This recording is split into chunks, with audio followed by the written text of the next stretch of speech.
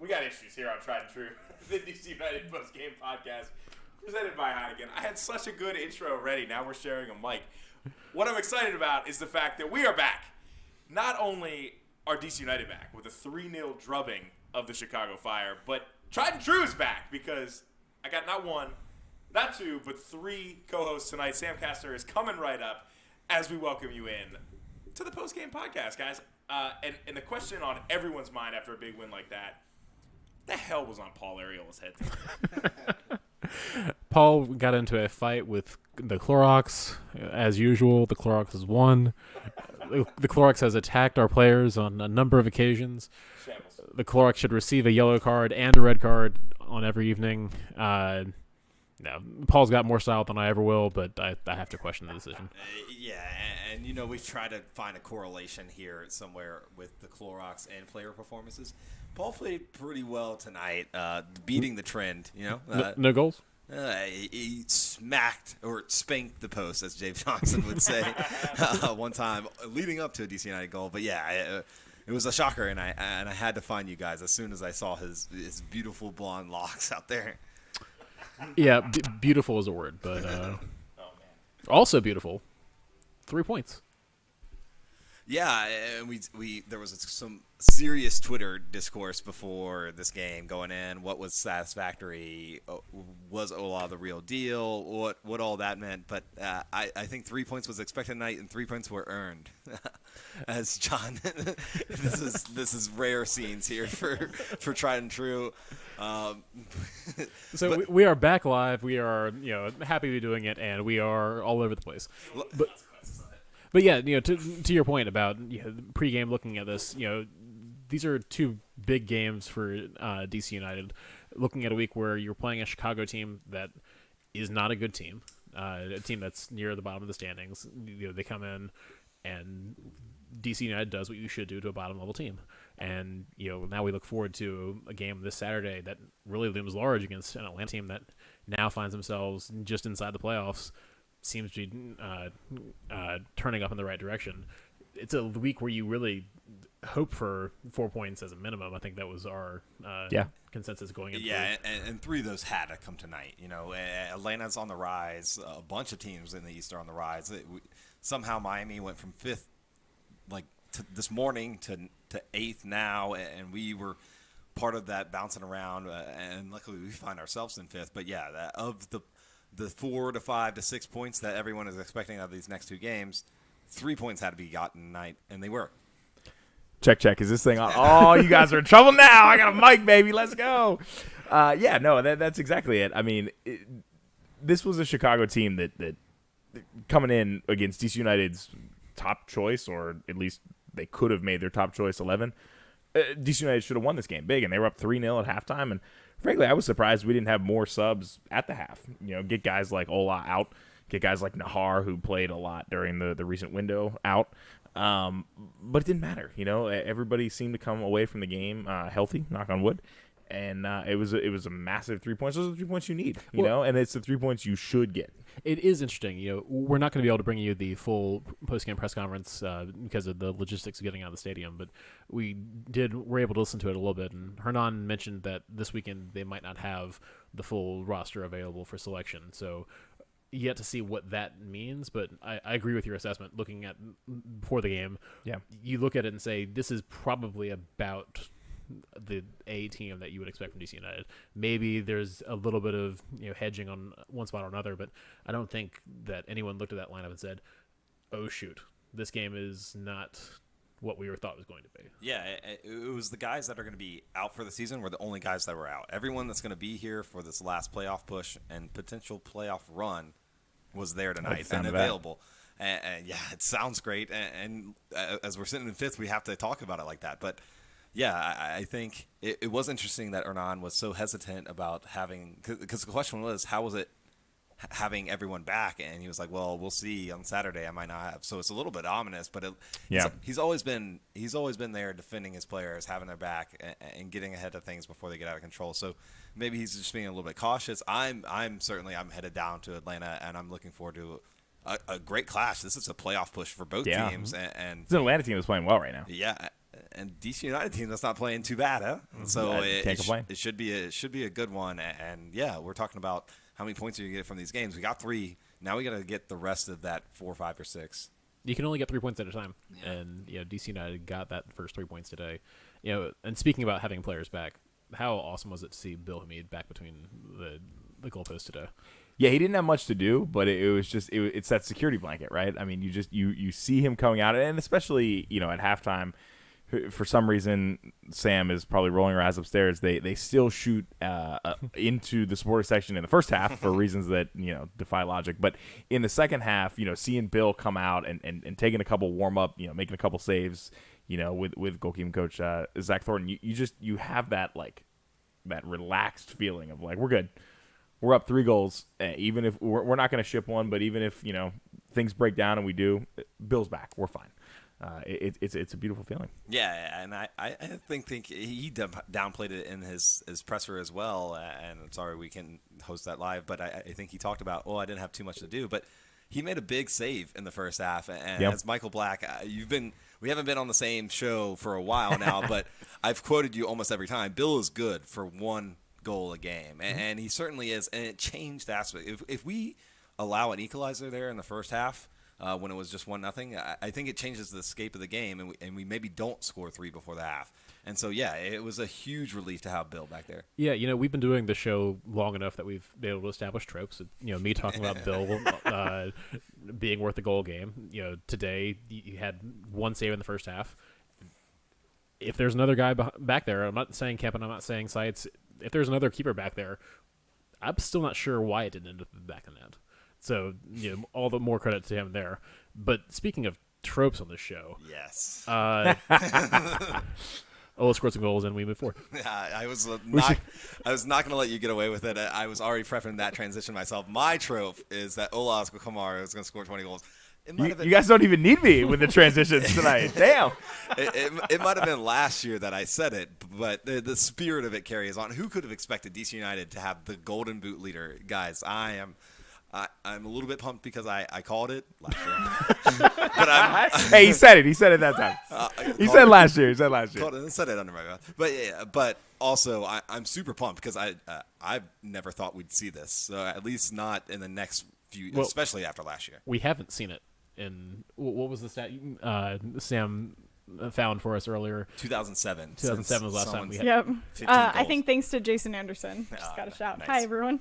And yeah, Sam has joined us, and she wasn't ditching us. She was finishing up listening to the press conference, and hopefully had a chance to talk to Ola Kamara. I did. Yeah. Thank you. Excellent. Yeah. No, Sam was on presser duty, and we appreciate it. You missed just possibly the worst intro to the show ever. Oh no, I think I heard that one. Yeah, it was all over the place. Rough intro. I climbed on top of both of them. Okay, as one does. Yeah, one of the things that probably my biggest takeaway from the game, though, that I want to hit before we go into the goal by goal breakdown, I think this was the most dominant DC United performance I've seen this season. And I know folks are probably like, were you at the Toronto game? Yes, I was at the Toronto game. They scored 7 goals. It was awesome. But it didn't take long in that first half for me to feel like we were just kind of toying with them. We were having fun out there. I mean, the build up that they created on the third goal was the best build up I've seen DC United put together since I've started watching the team in 2015. I don't, and I wasn't even drinking during the game, so I don't think that's an exaggeration. I don't know how you guys feel about that, but it really felt like, they're hitting the next gear tonight. I was drinking it, and it was Barcelona-esque. Oh my god! But it really was. They would lose the ball and then quickly recover it in the same half, and then recycle, pass it around a little bit. The Paredes foul comes after I don't know how many because I wasn't counting, but it was quite a few passes before Paredes dribbles into the box and gets fouled. Yeah, the build-up in the first half was fantastic. I don't know if I'm going to go as far as to say it was the most dominant performance of the season. To me... Is that still Toronto for you? It's either Toronto or the first game, like the game before the break in Miami. Okay. Both of those games, you not only beat the team, the other team quit. True. I don't started of Chicago quit tonight, so it's a slight difference. So, Yikes. so again, low bar. This game, as of halftime, was never in doubt. The team came out the second half, slightly differently, shut it down, didn't give up a goal. You did what you're supposed to do to bad teams. So I'm not going to say it's the most dominant performance, but it's certainly nice to get what you expect out of this team. Because how many times have we gone into something saying, "Oh, we're playing Cincinnati last game of the season. All we need to do is win." Yikes. and it doesn't. So it is nice to finally be able to look at this team and say, "Hey, they're doing what we expect them to do." I am unclear about what we've talked about yet. As you mentioned, I was listening to the presser, and I'm super excited to be able to talk about that later on. I just love DC United's performance. I'll leave it at that, and we'll go more into depth later on. Yeah, no, we'll go by goal, and I'll check my notes to make sure I get the goal scorer right. Okay. So the first goal scorer was Ola Kamara off a penalty. That was pretty early in the game. I think it was I thought it was a pretty clear penalty. It was like the 8th, 9th minute. Yeah, earned himself on that one, and so all the penalty kick taker only conversations. You can't really talk about that when the guy he can earn one and score one. Right. If he gets fouled in the box when he has the ball, like.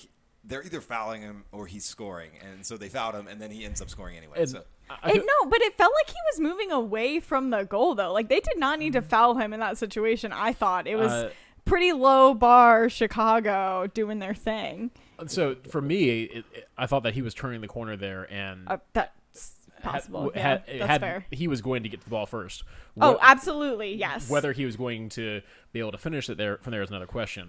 But for Yep. me, the Chicago player comes in, completely plays the man, doesn't even try to play the ball. I'm not sure why we didn't see a card of some color aside from. Did we? I thought that we did. Oh. Maybe I'm thinking about the second one. We'll have to pull it up. I know there was a yellow card after. There were several yellow cards, which was surprising to me to look at here as I'm looking at the match after recap. the first one. Sorry, I just meant all game. Oh, there was a yellow card after the first one. It Okay. looks like it took a minute or two for It the did. penalty to take place. And there was also one shortly thereafter, and then Donovan Pines picked up one in the 12th minute. He did for like some header foul situation. And Julian which felt Gressel kinda picked BS. up one for some holy horse, you know what, in the 53rd minute after he was shoved into the boards. That was also absurd. I mean, we're jumping around a little bit. So the PK was great. Ola felt like he was turning away from goal. Absolutely black. He could have probably turned and gotten that cross in, possibly a deflection. I don't recall. I feel like at least one person was running in. Don't recall how many were, if there would have been a deflection or whatever. Absolutely great PK. He took it. He finished it. Going into the second one, shouts to Kevin Paredes. Ola did the exact same thing. Yeah, and before we get to the second one, though, I do just want to kind of point out, DC United did let their foot off the gas, at least for a little bit. It felt like between the two penalties. And then that's not me necessarily saying that was wrong to do. Obviously, it turned out great. But it did feel like for a second they were comfortable with that, and not even in a bad way. Like, they felt like, hey, we got the lead, and this is a bad team, and we can sit back and defend a little bit, and we'll be fine. And they were. Well, how many times do you watch an MLS game, and the team at home, the team that's supposed to be taking the advantage, does just that for the first 10, 15 minutes? They push it hard. Maybe you get a goal, maybe something happens, you let the game play out, and then you throttle back a little bit. I think it was a very standard MLS style performance in that respect, whereas after we got the goal, you sit back a little bit, you start to absorb a little pressure. You can't go full gas pushing it forward, because as entertaining as it would have been to play the way we played that first 10 or 15 minutes throughout the game, that's how you get hurt, that's how you get guys burned out. It's not something you can really pull off. I think that is kind of the balance that Losada is learning. Joshua and I talked about this a little bit last pod, is that his style is very much pressing 90 minutes, everybody giving their full force 90 minutes. But we talked about how we think in MLS he's learning that that's not always the situation as you have these midweek games. You have a Sunday, Wednesday, Saturday game. Everybody cannot give their 100%. And I really think we saw that with the subs a little bit. But you're right, we get that goal. Perhaps we step back a little bit, we reevaluate. We do continue to press, but I think that is the team kind of learning how to play a high press system within an MLS schedule. No, I think you're spot on, Sam, and I'm glad you said that because we've got not one, not two, but 3 more midweek games to deal with throughout the rest of the season. So, yeah, seeing Losada become a little more comfortable with, like, all right, we are going to have to do a little squad rotation, and we can't redline everyone, is good to see. I think we've seen growth from him as a coach this season, and we've also seen growth from a lot of these players this season as well to really grow into the style. Yeah, and Losada talked about energy and momentum into Saturday, so I think it is on his mind. I just want to take a second to shout Ola Kamara's penalty-taking abilities. I don't know if we've seen this kind of penalty-taking at DC United ever. I remember some dark days in 2013-14 when we couldn't pick. 13 started off with a missed PK in the very first game, and then it went straight downhill from there. I feel like it was rough. Espindola was missing. Rolf would miss one. Nonsense. But Ola has it down pat. He has got this little stutter step, and then he basically just waits for the keeper to move. And the keeper doesn't move, he puts it left. And if the keeper does move left, puts it right. He put it right twice tonight, which is kind of new for him. But I don't. Man, he's solid there, and so if we can keep earning these fouls in the box, I think he's going to keep converting. Which can I just cut in? He joked about during the presser. I don't know. We all kind of listened in to Losada and Bill Hamid talking about the presser. I don't know if you guys have gotten a chance to chat about that yet.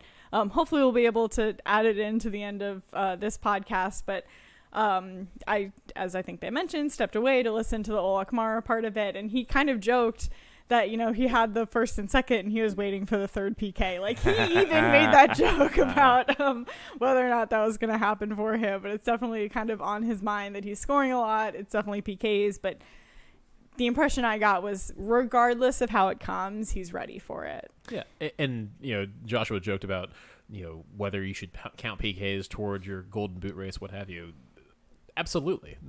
As long as PKs are a part of the game, having a player who's able to step up and take them and basically be automatic is such an advantage. It's not like other teams aren't getting PKs. Everything will balance out in the long run. Dave Gantart did not have a great game as the referee tonight, but just tonight. Listen, we've talked a lot about how I feel like we earn our PKs, right? There are, especially in other leagues around the world, you can argue about how some teams perhaps Premier League don't. Yeah, in the Premier League, perhaps they don't. In MLS, I feel like we earn them a lot. And shouts to Adam Taylor, who says that he thinks Ola is the best PK taker he's seen since Jaime Moreno.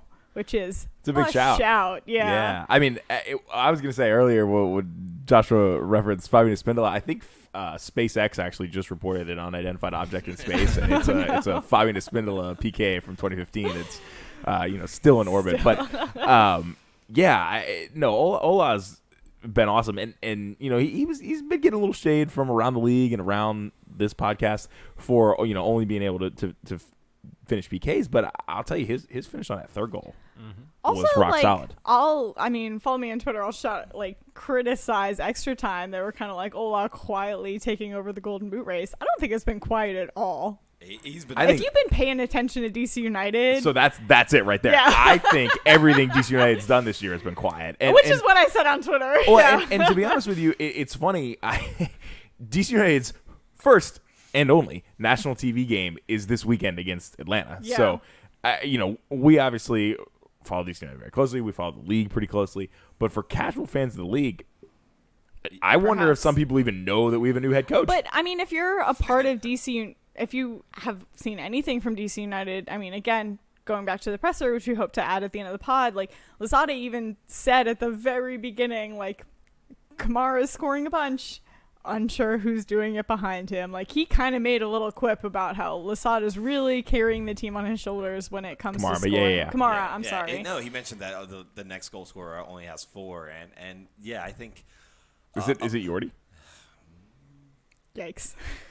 We'll have to pull that one. I don't know. But Google. I think there is a lot there, John. And Ola has, I giving extra time a hard time because they should cover DC United more.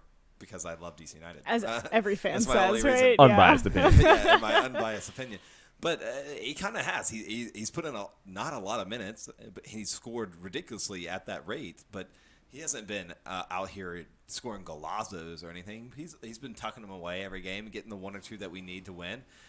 And so I gave him a hard time. But it has been not loud. He hasn't been loud in the Golden Boot race, but he's definitely now the leader, and I'm so pumped for that. I think you're right, though. It's the fact that he hasn't been getting a lot of minutes, like even tonight, right? He was subbed out. So I think that the fact that he's been able to do so much with so little time, and then he just kind of quietly gets subbed out, and it's fine, and we'll save him for the next. And again, I think this is Losada really learning the great. best from his players, right? Like, you can say this is such a phenomenal coaching decision. The fact that all right, John was right about Yordi, apparently. It could have been anything, Sam. How did you know? So It is Yordi has Reyna. 4, yeah. But just back to, like, this is, like, such a fun, right? I'm going to chalk it up to Losada and his phenomenal coaching that he knows when to play Kamara, and he's going to get that goal, and then he just subs him out. He doesn't need the full 90 minutes. He can do the work, and then we can save him, again, for the next game, as he's learning how to do in this league with so many games back-to-back. Yeah, and before we get too far away from that third goal, Julian Gressel finally gets one of his balls put into the net. Like, yeah. He's put Ricochet situation. 1 or 2 chances that should be finished up, like the last 4 games or something ridiculous. Like, it's been nonstop all season, and the goal from Ola, well, a good finish, was a great service from Julian. And that was the build-up that I think really had me just in awe of this team. I mean, it was several passes strung together, back and forth. I mean, sometimes I'm kind of like playing the commentary in my head as plays are building up, right? And it's the same players, kind of back to back to back to back, and they switch the field. Paul Arriola put a dent in the post on that, oh right? My gosh, Paul probably should have scored, but DC United playing well right now, doing what good teams do. They finished on the rebound, and it was a great finish. It by was, Kamara. yeah. And how many times have we been frustrated watching this team thinking, hey, we just watched this DC United team play for 90 minutes, not this year, but in past years, and we didn't ever think that there was a good chance to score. Watching that sequence right there, you felt like the ball belonged to the back of the net, and it ended up finding the way back there. A lot of right place, right time. That's what he's there to do. And you're right, he didn't have to play the full 90 minutes. I do wonder sometimes when you have a guy who is on fire the way that he is, do you risk throwing that off by pulling him out? But I'm sure that there was discussions on it, and understanding that there's still a lot of fixture congestion. There's still a lot coming up. We're going to need him because right now he has 16 goals. John, you were right. You already has the second most with 4, Paul at 3, and then several guys at 2. So if, God forbid, Ola were to come up with an injury or just start losing form a little bit. Knock on wood. Yes. We have a wood table right here. Yeah. Don't worry. But yeah, that's a fair point, and managing his minutes is going to be crucial. And I think there's a lot to that. Like on 1 or 2 goals, maybe pulling him before he gets that hat trick or before he gets the brace might be. But when the guy's on a hat trick, he can come off feel in good the about his work. first half. He had the game won. Oh, particularly when you're up 3-0. Yeah. That's for sure. So, I'm sure this group can, especially Joshua, can go on and on about Kamara. But we do have a shout from Angus Long, who, shouts to him for all he's doing for DC soccer right now. But he kind of said that Andy and Julian and Andy playing DP levels. And, we talked about Julian and Andy a little bit, so just kind of want to hear your thoughts on them. I thought they played phenomenally this game. Yeah, I definitely thought, sort of 2 thoughts on the same thing. I thought missing Andy Nahar over the weekend potentially cost us a point, or I guess 2 points in Jersey. I think we probably would have won that game with Andy Nahar. Yeah. He played lights out. He with did, Honduras, and which we talked about, but my God, it's worth repeating. Yeah, and well-deserved rest over the weekend. Yes. I'm not mad he didn't play. Yeah. But I think seeing him out there tonight, it was funny. I was talking to somebody in the stands at halftime. They're like, is Nahar out there? And I was like, yeah, he was in the first half. And they're like, he didn't do much. And I was like, well, he didn't have to, but he also tends to go unnoticed, right? And I think that's one of the things that's really kind of played into his hands this season is he's just out there taking names and not that many people are noticing, and that's great. It's the kind of season a guy like him who's had so many injury issues has really needed. Is he's flown under the radar, but as DC United fans, he's kicked ass this year. I think they're that combination is crazy. I want to shout out Angus. He had the great two-pole of Hernan Losada's license ID tonight. That was awesome. It was amazing. But real quick on that, if you didn't catch the reference, Losada had just an epic Instagram story that went partially viral this week. But he did get his driver's license in Virginia, and congratulations to him for doing that. But did he though? I don't think he did. He said he finally got it. First part of it. I think that was the whole thing. Is What? that he did the written part of it. Written exam, not John, the that practical. was the joke. Is that he passed the written part of it, and he was like, I'm done. Let's ride. But he didn't pass the driver part of it. Well, then he can't drive. He took it from That the was the driver's joke. seat. That was the joke, John. we were scared for a minute, but John, that was the issue. So he is. I need confirmation. I'm texting the team right now. So Sam. I demand answers. apparently he is allowed to drive with his Belgian Yes. driver's license. So he's just going through the process of getting a Virginia one just to. He said something about Do all it. the crazy laws, which Yes. had me laughing. Fair in Yeah. Virginia. I've seen signs in Europe, and that shit's crazy. So, Also shouts to Angus Long again, our friend who had a bomb 2-pole with the. Yeah, that's what I was talking about. Yeah. Go yeah, ahead. I ruined Go it. ahead. Finish this story. But a two-pull up the driver's license with Losada. It was fantastic.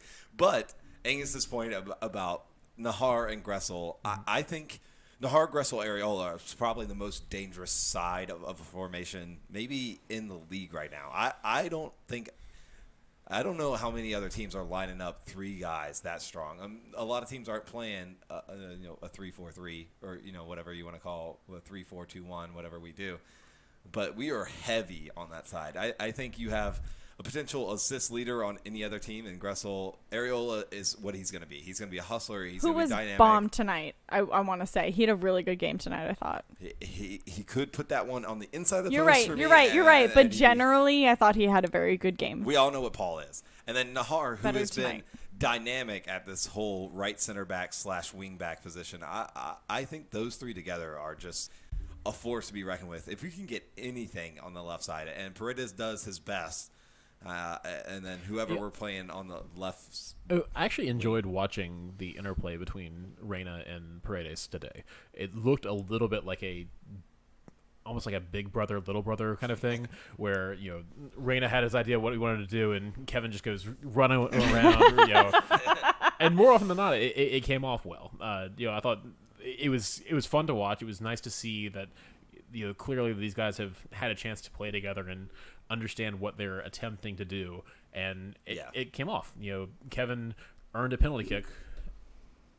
Yeah, he did. Kevin's found a way to fall down. He draws the fouls from us. Listen. Sam thought he was injured. Legit thought he was. No, he was like my arm. He was knew what he was motioning doing. to his arm. Listen, And to his credit, like, I was scared. and honestly, this might be something. $10 million in the offseason. Come on.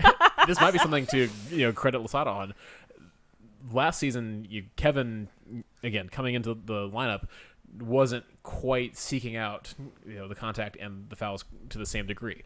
That's something I don't know if the coaching staff has sat down and talked with him. I'd love to get him on the pod again and talk about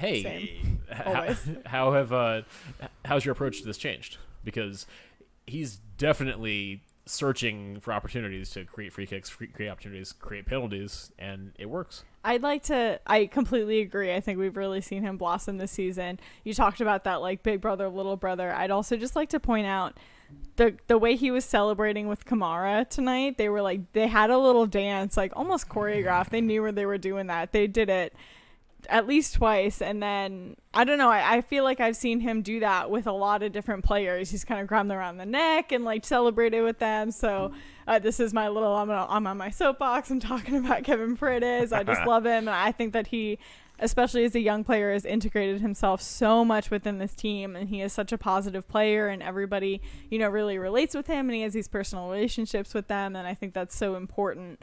And I'm scared that he's too good. He was fine. He was $10 million. Yeah.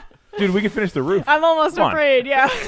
The Kevin Paredes supporter section roof. Come But on. I think that You he's want been Lucho level so movie? key. I think He's going to PSG. No, I think he's been so key in the locker room. Like, that says a lot, right? You can have the skills on the field, but it says a lot to also be incorporated within the team, and you just love to see that. And that also just for him as a player says a lot for his development that he has all these older players kind of taking him under his wing and saying, like, this is what you're going to do, and we have this personal relationship. I love it. Came off my soapbox. We're live here on Tried and True, the DC United Postgame podcast presented by Heineken, and we're all in some type of mood after DC United demolished the Chicago Fire 3-0 tonight. Guys, we've talked a little bit about each goal.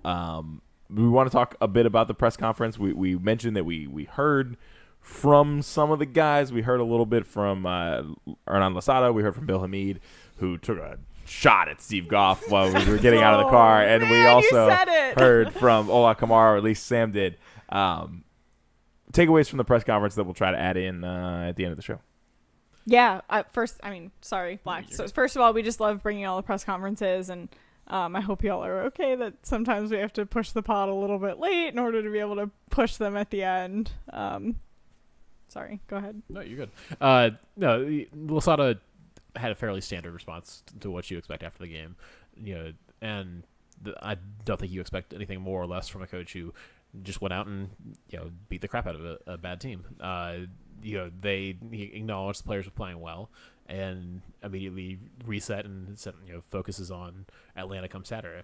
Yeah, he did. He said that what was it? Motivation and energy. Yeah. Motivation and energy are important going into Atlanta, and then someone, I don't remember who, I apologize, one of the reporters made a comment about, what roster we were going to see going into Atlanta, and that we saw a lot of our internationals coming back, and that was super positive, and, can we expect to see one of our best rosters coming into Atlanta? And he kind of said, like, well, we'll see what we see going into Atlanta. Yeah. It kind of felt like he didn't anticipate giving our best foot forward, which was surprising because a couple questions earlier, it did feel like he was really pushing into Atlanta, and then he kind of said that maybe there are one or two reasons why he's pushing the brake. I'm thinking it's a smokescreen. You think? I'm also hoping it's a smokescreen. I thought that his subs tonight, and had we had better internet, we were standing outside the freaking gate at the Fort McNair. At Fort McNair, brutal. I was in yeah. line for hours. With a lot of people yelling around us. Had we had maybe a little bit more of an intimate setting, I would have wanted to ask, were those subs that you made in anticipation of Atlanta when you're up 3-0 at halftime? You can kind of gamble at home. You can kind of gamble and say, we're probably going to get these 3 points, and I want to save these players. I thought that, taking out Kamara, taking out Paredes, that's what that said to me. I would have loved to have asked him. I didn't get the chance, but sure. Yeah, I think 2 of the subs also were players on yellow cards. Yeah. Donovan Pines, who's also coming off of extended injury, and Julian Gressel with a yellow card, and a guy Great point. who tends to run himself to death. Yeah. If you can Smashing in the boards. preserve the legs, yeah, that was an absurd exchange right there. But yeah, if you can preserve the legs, like you said, getting Kamara off, getting Kevin off, guys that you're expecting to contribute moving forward, makes a lot of sense to me. I could definitely see it being a smokescreen, and I also want it to be one too. So He's in your head. Personally, if he's selfishly. in our head, he's in whoever the coach for Atlanta United this month's head. Not as well. because they Not listen Frank to the DeBoer. pod, yeah. Well, I am Not interested, Frank DeBoer, though, damn. not to digress off of the press conference too much, but we talked about this being basically an A-tier lineup for DC United, and that didn't have Edison Flores starting. Woo. Let's get into it. Flores came in the second half. Flores came in the second half, played fine, didn't really contribute a whole lot more, but at that point, the game is pretty much done and dusted. None of us were disappointed not to see Flores starting and contributing in the first half there. I wonder how much of that is our opponent. I mean, it was phenomenal to see us really tear apart Chicago, but they're not a top tier team in the East, and the East is pretty good this season. But the guy that started above him was runner up for goals scored on DC United, Yordi Reyna, and I think at this point, I'd rather have Yordi on the field than Flores. Fair. Well, Yeah, fair. And that's exactly what I was just looking at while you guys were chatting a little bit there. I mean, the formation they're running right now, Edison Flores' primary role doesn't really exist. I mean, Yordi's better suited to play in that role behind Kamara, but he's not alone with wingbacks. I mean, I think Flores is probably best in a traditional lone 10 kind of role. That's not what we play. For. Yeah, he was brought here for that, and we no longer play with it. Benny would have rolled that out there. He would have included it in his midfield, and then he did. He sent Lucho out there and was like, create. Here's your striker. Create, whether it's Patrick Mullins or Wayne Rooney, create shots for them. And that's what Matty Mullins has scored in the CCL. He scored in the CCL. Y'all, screw off. CCL. Nothing I said was not factual. Screw off. It's just you said his two options up. were Patrick Mullins and Wayne Rooney. Shut up. It's literally what it was. It was tearing up in Toronto. Oh my God! But yeah, now we don't roll with. Shut up. We create from wide. We create from Paredes doing dribbles and Grusselson and balls in like 35 times a game. And so we don't need a 10. We need people to play behind Kamara and make those runs in so that he's not alone. And I think Yordi's the better player for that. And it'll be interesting to see when these games, gosh, we don't know which one he's preferring, tonight's or Atlanta's. But when it comes playoff time, it'll be interesting to see whether it's Yordi or Flores. Because right now, I'm not sure. I mean, I think Yordi's basically undroppable at this point. I mean, the performances he's put in the past several games. Oh my! Look, I mean, undroppable is a strong way to phrase it, but I agree. I think Yordi has played his way into the spot and has earned his way onto the field. Would you drop him for a midweek game against a bad team? Maybe.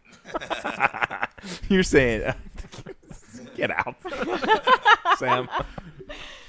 No, I think it was great tonight, right? Hindsight, right, is 2020, so Sure. It worked out. Yeah, and I don't know, anything else from the press conference? Absolutely, because Bill Hamid, I feel like there were no like hard hitting crazy comments he made, but like he was He opened up by torching Steve Goff. I'm not trying to disparage reporters here.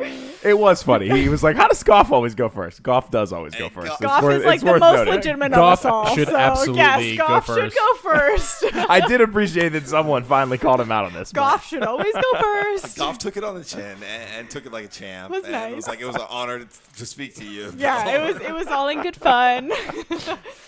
Yeah. And like, Anyway, go ahead. well, and like you said, it was so nice having Bill back there. Oh my God, that's what I'm getting at. Is those were the general questions, right? Is you're asking the keeper on a clean sheet, like how does it feel to be back in front of fans, home field, right? It was great. And that was just the general feel is like he was great to be back. The locker room is great. He loved it. Once again, we're hoping to add that into the pod later for you. We love being able to bring those post-game press conferences to you. We love that DC United gives that ability. But at halftime, I was actually on the opposite side of the supporter section, and I literally took a picture of the screen because they put up the stats for the half. And for Chicago, I believe it was 4 shots, 1 on goal. And that 1 on goal was like this crazy one that was on goal and we kind of all thought was in. And I don't still understand. I guess it was his foot that Bill Hamid saved it with. And it like ricocheted out. And I turned around in the crowd at the time to look at Michael Black. And I said, like, you're the one who always says, like, Bill Hamid is good for 1 goal. And that was the 1 goal. We both kind of looked at each other and we were like, that was the 1 goal. Like, it was a moment in the stands. And then they didn't really have a whole lot of other opportunities, I thought, to really get it on us. But had they scored that 1 goal, maybe the game would have gone differently. So I think that's where he really comes up big. And it was so good to have him back in the net. You know, he was cheering loud. He was, you know, chatting with the fans after the game. Like, it was just so good to see Bill back in the net. And it was not a game where Bill had to stand on his head to keep us in it. You know, like you said, and we've beaten the horse to death, but you know, he did have, you know, his incredible save, his, you know, trademark there. He also had a little bit of rust early. You know, ball was played back to him. He tried to clear it out and, you know, almost created a bad situation over in the corner there. But thankfully, it all kind of panned out. Bill has great awareness of where the ball is, where he is in relation to it. You know, not needlessly diving at balls that aren't really going to be challenging the goal. But on the whole, didn't have a whole lot to do in a game where DC United won fairly comfortably. And that's about the best you can hope for when you're bringing a guy back from an extended injury and a guy who you're going to rely on down the stretch. and Sam, you were able to listen to a little bit of what Ola had to say, and I think you asked him a question. So what did you learn from our not only ours but the MLS Golden Boot leader? Yeah. Wow. We love it. We love it. Yeah. No, I just asked him, he mentioned a couple press conferences ago, I believe it was a post-game one that we were able to bring to y'all, about how he took a step back at the beginning of the season and really reevaluated what he was bringing into this season. And I asked him how he was going to continue that and what the locker room was doing. And, he really talked about how the locker room was great. And, he was really trying to bring that forward. And, he just kind of brought it back to Atlanta United and how they were looking forward. And this wasn't my question, but someone else, apologies, I don't remember who had kind of asked, like, the 3 points tonight were really valuable. Like, how does that affect the playoff push? Realistic, that wasn't their words, but generally what I got was how did that affect the playoff push? And he kind of said, like, these 3 points allow us to look ahead instead of looking below. And it reminded me of Joshua and I's conversation last podcast, where I was kind of looking ahead in the table and he was looking below, which is just kind of our personalities, right? And everyone kind of does a little bit of both, but you kind of have your preference, whether you're optimistic or maybe, a little bit more pessimistic. But he kind of said that gave us like the realistic ability to really start looking ahead. And I think that Montreal is, still on the line, they have a game in hand, maybe with another win, they're above us, but we do have a little bit more flexibility as we start winning at home. And again, there seemed to be a lot of momentum from everybody. They weren't saying it explicitly, but going into Atlanta, like, that's really, they were already looking forward to that game. We're a point out of a home playoff game right now. Yeah, but it's funny you say that, because similarly we're 2 points out of, or 2 points in the playoffs. Shut up. And so when you talk about how packed things are, shut up. The playoff picture is more crowded than a New York City subway train during rush hour. I mean, and there are some good teams that are going to get left out of the playoffs. The East is always packed. I said at the beginning, I think we're in the playoffs. We would also be 4th or 5th in the West, though. Yeah. Yeah, I don't think this is an East is. The East has caught up to the West in the past couple of years. Now we get to play Miami a couple times. We get to play Toronto a couple times. Like, you can talk about those. Atlanta's also not high, right? I think they're technically in the playoffs right now, but they're just on the line. In the West right now. Yeah. But I think that's super valid, and it's always great to be validated by the players when they say that they're thinking the same thing as you, as far as, like, where should we be looking, up or down? And that's the big question that's why we were talking about how many points are we getting out of this week, because how many points we get out of this week determines whether we're looking up at a home playoff game or down at missing the playoffs. And the 3 points tonight were huge and it's taking a step towards looking up. And I'm glad Ola and the team and everyone a part of the organization are looking that way. But it could go either way. It's going to be tight down. I'd also like to point out that New England are 2 games up, and I get that no one's really catching them, and that's not necessarily our goal. But, like, when you look at where the table is, like, they're 2 games up, and we're kind of like a game in hand for some. We ain't catching New England. No, we're not. That's not what I'm saying at all. I literally said that's not what I'm saying. Scroll past them in the standings. That's literally Start not with what Nashville. I'm just saying that. They have 2 teams on everybody, so when you look at the table, like, there's a little bit of fluctuation we have to play with. I mean, New England. We're not winning the Supporter Shield. I never said that this season. New England needs 17 points from, I think, 9 games to set a record for points ever. Remember, yes, it was like 61, absolutely. like 4 years ago. And we were all mind blown. No, and again, Angus Long is like the listener of the pod, right? We've been shouting him so many times, but he was saying, he's a great guy. Yes, phenomenal. But he was saying a little bit ago in the live comments, thanks for listening live, is that, like, when we look at where we are this season, like, this season's expectations were never the post game. So the fact that we're even talking about that right now, like, that's super exciting for DC United, and it's something we should be kind of celebrating and really. What, John? Don't make that face. Oh, something just went haywire here, but. I think it's Joshua's mic. Joshua's mic just broke. I thought it was broke the whole time. Yeah, it wasn't doing well. But no, Sam, I'm making that face just because I think those were Losada's expectations. Losada promised us, like, oh, we're not really trying to make the postseason this year. I think the rest of us team. said with this roster in this league, with this many teams making the playoffs, we should make the playoffs. No, we said that I think with Ben Olsen, but with any team, right, in the entire world, do you think when a coach comes in the very first season and they say, I'm implementing a brand new system and I'm very new to the league and I have no idea who these players are, is postseason? I mean, I understand that obviously not all leagues in the world have a postseason, but like, is that realistic? I think all four of us sat here and said that was the goal for the season. I think No, we I said said it was realistic. Y'all said it was not. I think so don't even try that on me. I think we said we that's expect it. like an 8th or a 9th finish, but Yeah, we were all. I was the only one, I think, who said we were going to be in the postseason. So and which we're all argument are you happy. making? No, I'm making the argument that I think that because of Lasada and the type of style he was trying to play and the roster that we had, postseason was definitely an expectation. However, I think that we also need to step back, and especially in a league where someone who's not American has never won the MLS Cup, that it's impressive that in Do what? One time. okay, Tata, whatever.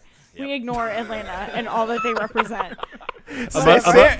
Long-time listeners are very aware of this, but if anybody's new tonight, Sam is very much living in her own world. Tata's doesn't count. Where Atlanta United doesn't exist. All right, I'm silent for the rest of the pod. You guys have fun. Oh no, but look, it's tough. Yes, playoffs. A good playoff, a home playoff run was way above my expectations. But beating the dumpster fires of the Eastern Conference is within my expectation. We should always beat Cincinnati, Chicago.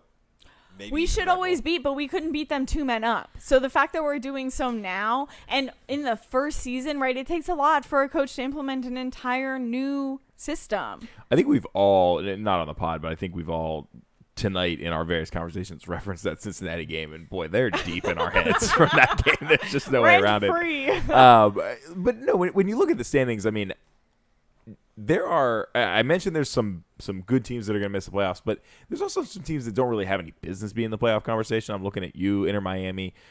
Columbus has been pretty terrible this year. Trash. They opened a new stadium Beat us, after though. winning the MLS Cup, Shut up. and I would love to play they them. don't deserve to be in the playoff picture really either. Possibly the worst after like the winning season beforehand. Like it's been not been pretty pretty. awful for them. Yeah. In Atlanta, obviously started off the season ugly. They're in some really good form right now, and they're just getting back into the playoff picture. But yeah, I think it's reasonable to expect that DC United are in the playoffs now. New York City is a team that we beat at home to start the season, which was awesome. We should have taken a point the second time. I'm glad we get to see them again. My concern, guys, just as we talk a little bit about the playoff push here, I was talking to a friend at the tailgate earlier. The schedule doesn't get easy going down the stretch. We finished with, but when you look at the playoff picture right now, we Our finished. last 3 are fine, but There's a stretch here that includes Orlando away. That's second place, third place Orlando away. Mind blowing that's hard, right? Like Second place Nashville at home. First place New England at home. Fourth place New York City away. And then you got the Red Bulls at home, you got Columbus at home, and you got Toronto away. And so, Columbus as a team that's making a playoff push. The Red Bulls, it's always a close game with them. And that feels like a Cincinnati trap game at the end. the worst playoff Toronto's at the end. run. No, had. like a Cincinnati-esque trap yeah, game. you're right. But yes. Well, and who knows? I mean, Toronto is garbage this year, but they're also finally getting to play games in their home country. So there is, but that stretch there of playing the 4 top teams in the East is really going to make or break where we're at. It would be, and that goes back to what we were saying at the beginning of the pod, is why it's so important to get points from this week. You're playing an Atlanta team who is right in the same conversation as you are. You need to go out there and find a way to get a point out of it, and hopefully 3. Come back, smash Cincinnati, and then see what you can do the rest of the month. But you need to find the points where you can. I think it's there for us. I think it's also there for us to lose too. It's going to be very exciting down the stretch, and obviously I'm rooting for DCU, but it's exciting just like as a fan of the league. If pay attention to all this stuff, it's going to be crazy. Yeah, for once I'm excited that it sort of feels like we're hitting our stride at the right time this year. I saw a tweet earlier from one of the MLSsoccer.com writers earlier who said, look, DC United are non Lasada for probably the first time, or maybe the second time in his time as a head coach, had the first choice 11. DC United destroyed a bad Chicago Fire team, but he wouldn't want to play DC United in November, and that's the team you want to be. You want to be the team that nobody wants to see in the postseason. But backtracking just a little bit to the 3-0 win tonight over the Fire, we have to name a man of the match. I regularly get crap for not going first, so I will pick the only possible answer tonight. Ola Kamara, 3 goals, hat trick, walked it off. Could he be the Golden Boot?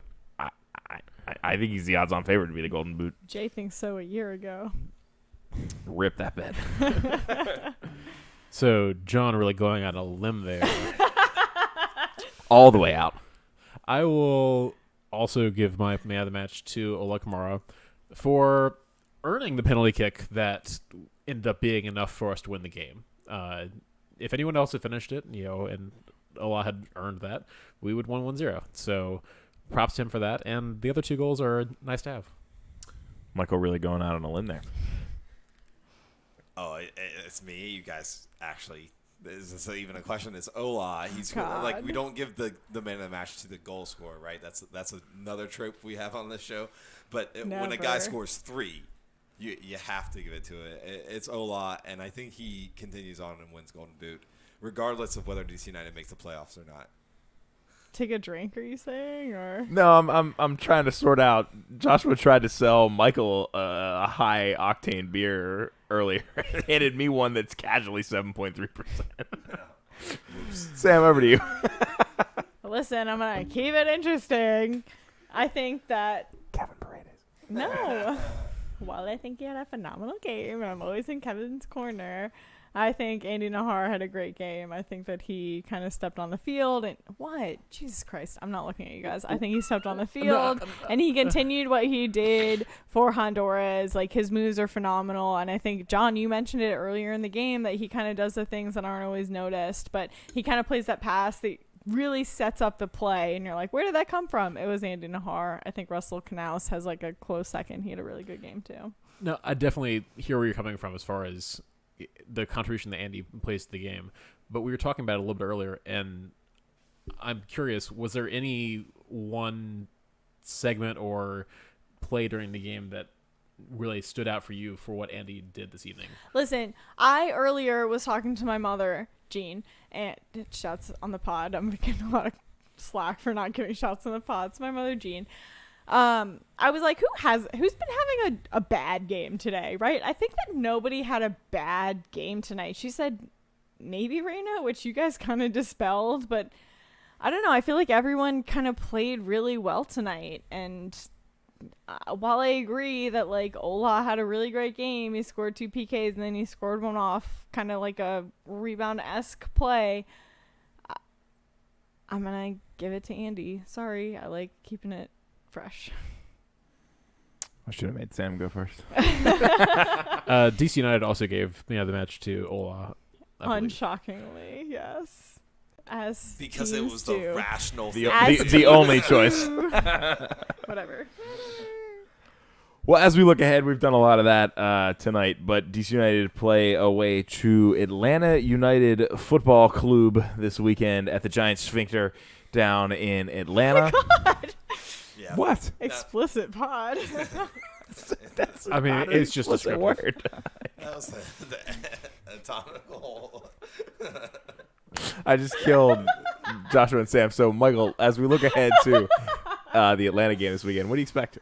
I think it's going to be a intense game. I think it's going to be up and down. The last game we had here was a close game. Atlanta ended up pulling it out. I don't really know what I expect to have happen. I hope that DC United comes out ready to play. I think this is an Atlanta team that has re-energized and is, back out there looking for every point they can get after a really poor start to the season. I think they won 4-0 tonight. It's going to be a battle, and DC United is going to have to be ready to play. This is actually going to be the first time that I miss an Atlanta DC game where any fans are allowed in the stands. Oh, wow. So Josh and Sam, y'all are going to have to hold it down and let me know how it goes. We got it for you. It's not too late. So my mom would like to go on the record. Thanks for listening live. That she said he wasn't spectacular, not that he had a bad game. But we did have a question earlier that I just want to pose as we're answering this question about Atlanta. What we kind of expect going into this game is it a make or break game in our minds for this playoff push? No. No, I can very easily see us losing it. But Barquito is on fire right now, and it's going to be tough. But I think you can take things from this game. If we beat Atlanta, then get hyped for postseason because we're legit. If we somehow get a point, still get hyped for postseason. If we get embarrassed, then it might be time to seriously reconsider. The playoff line usually ends up being around 48, 50 points. We're on, 34 right now? Yeah. So you're going to have to find a way to get those points down the stretch. But then again, having a home game has been 53, 54 a number of times. So it's going to be crowded down the stretch. It's not a make-or-break game, but there are only so many games left to get points. I'll give you the slightly different answer. I think it's make or break, but in a sense that you guys are kind of alluding to, they can't get destroyed. They've got to go down there. I think they've got to get a point. If they lose in a tight game, that's fine. That's character building. They'll be fine. But if they get totally outplayed, that's going to be a bit of a setback. I think. I think this is it's a big test, and it's coming at the right time. It's not the end of the season. They've got more time to get those points, and they've got some tough opponents coming. But it's a good test at the right time. John, I think that's such a solid point. And Joshua and I talked about this a little bit the last show, is that we need to learn how to win away. And I, as the most optimistic of our group, think that we can be on the line for a home playoff game, right? But if we don't end up getting that home playoff game or going away, this team has had a very dire history with the first round playoff games, even home, right? We haven't made it past in a while. So to be able to say that we're going to have at least any of a playoff push, which is or is that not realistic of this season, we've already debated, but I think that we have to learn how to grit out away games and, as John, you were saying, at least not get blown out of those games. And I love being able to have this conversation.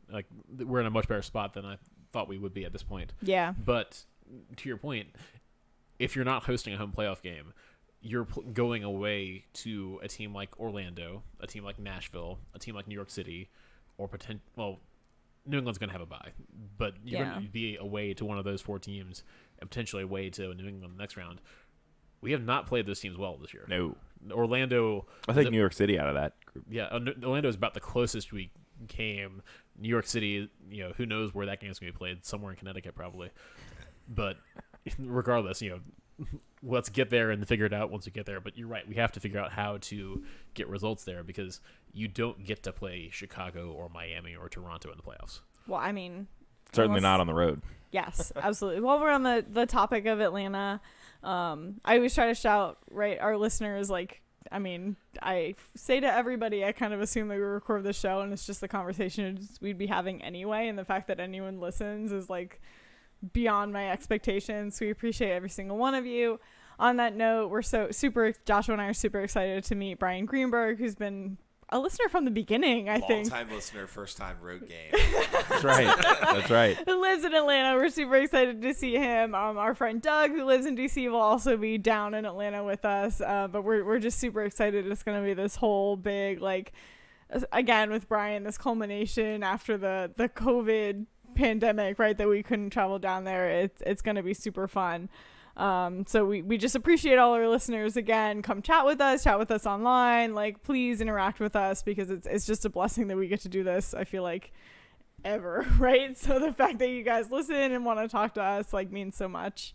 So thanks. Yeah, I'm super excited for you guys. I'm sorry that I can't make the trip this weekend, but I promised that we would hit Atlanta again, hopefully next year. But I will miss meeting our friends in Atlanta. Joshua, happy early birthday. It's 18, yeah? Yeah. Something like that. All right. Yeah, well, happy early birthday. For the men's national team now. There you go. Eligible. Okay. One time switch. That's right. Comfortable. This would normally be the time where we do the around the DMV segment, but we'll just skip that for obvious reasons tonight. And we'll pick that up soon. But the one thing I will wrap the show with was joking with another listener and a good friend of the show, Kevin, in the stands tonight about how does this field still look as if the XFL just played on it? Like, it's been that last so season long. was a couple games ago. You can still see the extended field from last season. Yeah, you totally can. You can see that. You can see where the Defenders logo was in the end zones and kind of at midfield. And he actually just tweeted at me a couple of minutes ago. Stephen Goff breaking some news. A field replacement is imminent. Gridiron goalposts were going up tonight. This weekend is the Howard Hampton football game on Saturday. They have pro lacrosse on Sunday, and the field will be completely replaced in time for the El Salvador-Guatemala friendly on Friday and DC versus Cincinnati on Saturday. So the next time you go to a DC United game, the field will be brand new, and we'll see what that means. I have a couple things, if I can. We said it before the last game, but I would like to shout out Black and his new bride, Allie, and congratulations on your wedding. It was beautiful. Do you want to show off the ring? How awkward can we make this? For those watching live, yeah. No, we had a fantastic time, and so happy to be able to pull off the celebration, especially considering the way the last year has been, and it meant a lot to have you all there. So, thanks for making the trip. Of course, we loved it. My second thing is that it was Kick Cancer Night, right in September. Childhood Cancer. We had the goalposts and the flags in yellow, and I'm wearing my Vamos por Smosh shirt, but I usually wear my little jersey with the ribbon. My Patrick Mullins jersey with the ribbon. I can see why I don't wear it. I can't believe I missed it tonight. I was so excited for my Losada jersey. I wear that Patrick Mullins jersey every year. I can't believe it's a game worn jersey. I can't believe I missed it. But would just love to shout out that cause. Shut up and all that. As always, I think it's Audi who is donating for every goal that DC United Lidos, thank you. Lidos, who's donating for every goal that DC United scores to MS and the research going towards that, which, as we know, is what Dave Johnson is battling. So $3,000 tonight, which is super solid. And my last, but certainly not least point I wanted to make tonight is that today is the very first day of Latina Heritage Month, and DC United kicked it off in fashion with a bunch of different activities. They had live music. Possibly they had trivia. I don't know if I just missed it during halftime. All the Latino players, had their flags from their countries as they were celebrating the win. So it was super great. Latino Heritage Month runs until October 15th. And obviously we want to celebrate beyond, right? The U.S. is such a mixing bowl, but just wanted to shout that out that started tonight, and DC United did a lot for that tonight. And it was super fun. The band sounded a lot of fun. I kind of missed the ending part of their set as I walked into the stadium tonight, but they sounded great. Great rundown, Sam. Yeah. That's a lot. That's a lot at the end. And this is the first show I think we've run maybe ever without show notes. So rock on, man. The gang's back together. Also, minimal show notes. Yeah, so long since we've been together in the same space. I've missed you guys so much. Life has really hit us. Yeah, and on that note, I think what I'm hearing is no show this weekend potentially with all the travel and everything going on, but that's okay. You guys have an absolute blast in Atlanta. Thank you. We've got busy weekends going on this weekend, but the good news is we will talk to you guys very, very soon. I don't think we have a midweek game next week. I think it's next Saturday. Yeah, Cincinnati next weekend. So we'll do this again. Oh, hold on. I got an update. I texted the team. And you guys were right. Damn it, I missed it. So Losada did pass the written and not the driving test. End the show. Shouts to Sam Lang for the late breaking intel that apparently only I didn't have. Yeah, I think prior intel we all had. I think. So if you see Losada driving down the road, feel free to wave and get out of the way. John, I sent a whole tweet about how Sam and Rory were freaking out about him possibly driving without a real license. Hey, our DC United point of contact would like us to clarify. He does, in fact, have a valid international driver's license. So in the event that you see Losada behind the wheel, it's legit. And again, shouts to Angus Long for his bomb 2-pole today. That's an excellent 2-pole. Man, these shows are a lot more fun when we win. I love it. Thank you guys for spending the night with us. We appreciate it. We'll talk to you guys really, really soon right here on Tried and True, the DC United Postgame Podcast presented by Heineken.